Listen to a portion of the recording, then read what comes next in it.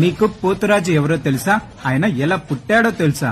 చాలా మందికి తెలియని ఒక అద్భుతమైన పురాణ రహస్యం ఇప్పుడు ఈ వీడియోలో తెలుసుకుందాం.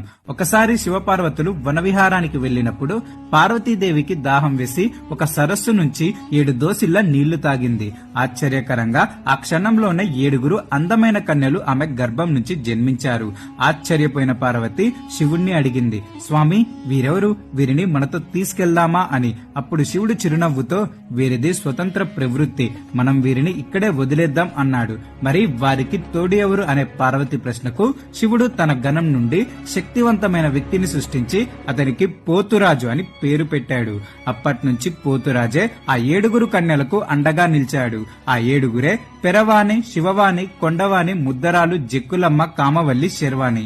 ఈ పేర్లనే మనం ఎల్లమ్మ, పోచమ్మ, బంగారమ్మ అంటూ ఎన్నో రూపాల్లో కొలుచుకుంటున్నాం. అలా కాలక్రమేణా మొత్తం 101 గ్రామ దేవతలకు ఏకైక